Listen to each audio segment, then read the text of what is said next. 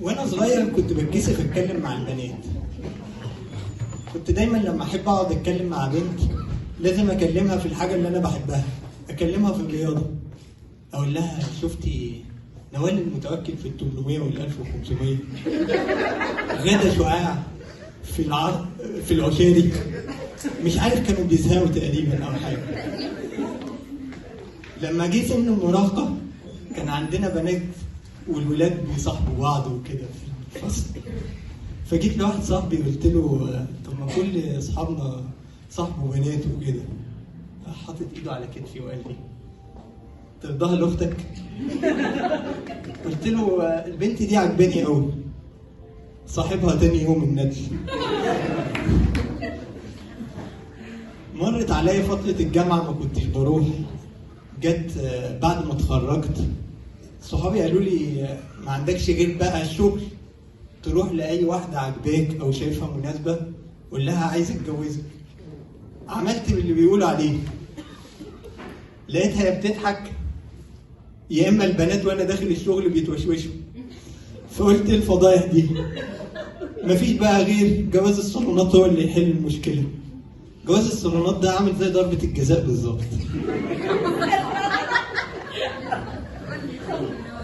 يا اما يكون عندك توفيق اليوم ده او لا. يعني مثلا روبرتو باجيو في كاس العالم 94 لو عاد الكره 100 مره مش هيضيعها، بس التوفيق ممكن تبقى كويس جدا بس مش متوفق يوميها. المهم واحده صاحبه مامتي قالت لها انا جايبه عروسه لعبد الله، بس هي يوم الاجازه بتحب تاخده كله نوم. فانا قلت لها بصي انا راجل رياضي، خلي المقابله الساعه 10 الصبح. قعدت احكي لها عن شغلي وعن يومي بقضيه ازاي وهواياتي وكده، وبعدين لقيتها عماله بتسقط وهوب راحت نايمه على كتف امها. انا قلت اكيد بلاش احرجها وكده، وقلت لمامتي لا انا اكلم الست اقول لها بصي انا ما قدرتش اكون راي عن بنتك بصراحه لانها كانت نايمه. اتفاجئت ان البنت رفضتني.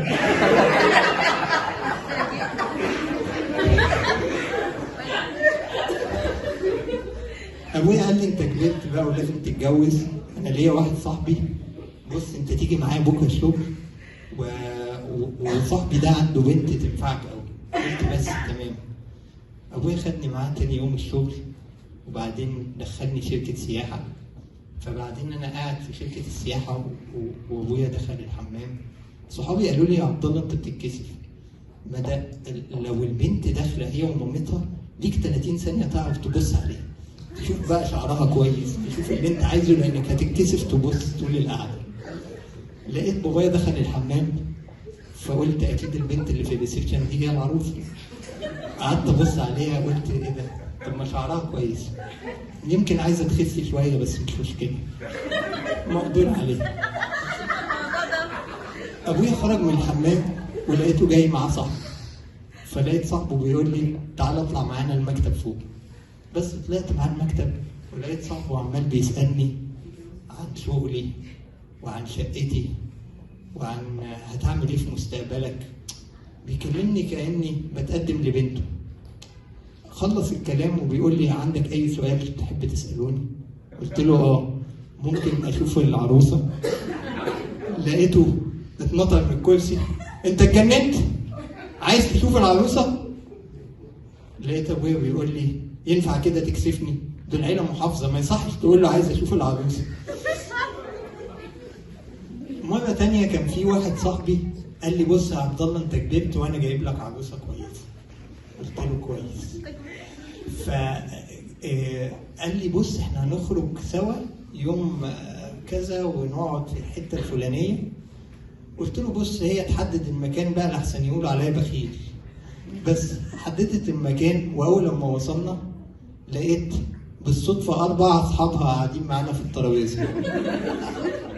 قعدوا يسالوني اسئله كتير، وبعد الاسئله دي كلها قالت لي خلاص نتقابل تاني مره اقابلها الاقيها 4 اصحابها تانيين بالصدفه في نفس المكان.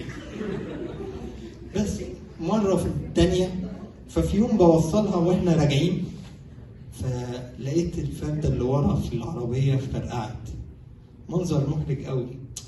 رحت مغير الفرده اللي ورا وحطيت الاستبن، مفيش 10 دقايق ولقيت الاستبن فرقع.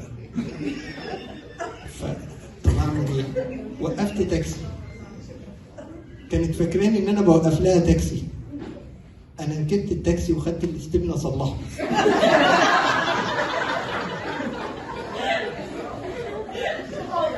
رجعت اركب الاستبن ما لقيتهاش، مش عارف ليه رجعت.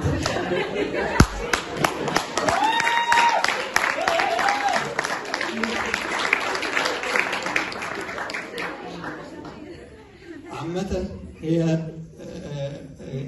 تستمر برضه المحاولة.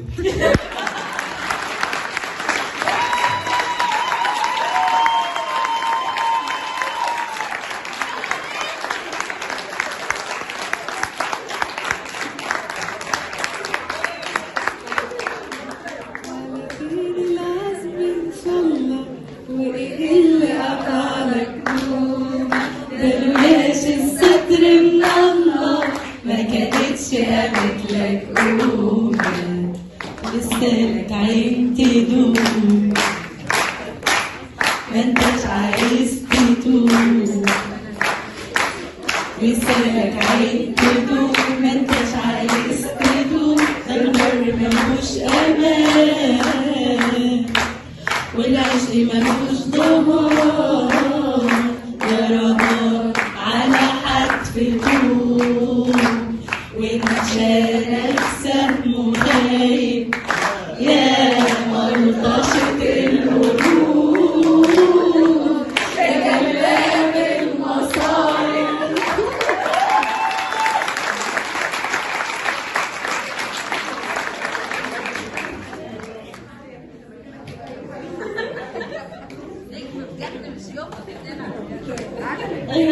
ده اللي صار اللي كان ملكش حق، ملكش حق تلوم عليا. اهو ده اللي صار اللي كان ملكش حق، ملكش حق تلوم عليا. تلوم عليا ازاي يا سيدنا وخير بلادنا ملوش بينا، واللي عن اشياء تفتنا وبعدها يبقى الوم عليا. اهو ده اللي صار اللي